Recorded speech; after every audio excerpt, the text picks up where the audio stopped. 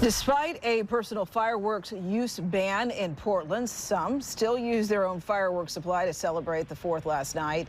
This is what it looked like near Salmon Street Springs earlier this morning. You can see what was left of the fireworks on the walkway there.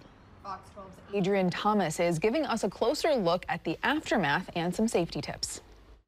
Yeah, we're here along downtown Portland's waterfront where thousands came to watch the fireworks on the Willamette River last night. Despite a citywide firework ban, many people decided to shoot off their own fireworks supply. A local doctor says regardless whether fireworks are banned in your city or not, there's always a risk. On Friday morning, Salmon Street Springs in downtown Portland appeared to be littered with evidence of personal firework use.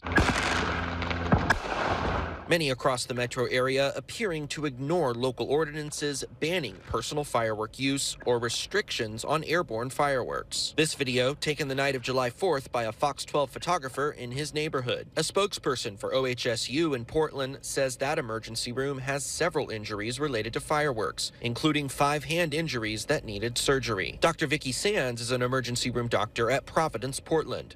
She says that she didn't personally treat any firework-related injuries this 4th of July, but this time of year always brings the risk. Probably the most common thing we see are minor burns, usually kids and sparklers, things like that. Occasionally, we'll see people that are lighting firecrackers, more illegal type fireworks that come in with bigger kind of explosion type injuries. Dr. Sands says whether you're in an area that bans personal fireworks completely, has some restrictions on the type of firework, or permits personal firework use, it's always important to be vigilant. Adult supervision, decreased alcohol or drug use when lighting off fireworks, and then also being aware of safety of your surroundings so that you're not igniting any unintentional fires. A spokesperson for Portland Fire and Rescue also tells us there were nearly 20 fires caused last night due to personal firework usage. Thankfully, the spokesperson for Portland Fire and Rescue told us there were no known injuries from those fires. In downtown Portland, Adrian Thomas, Fox 12 Oregon.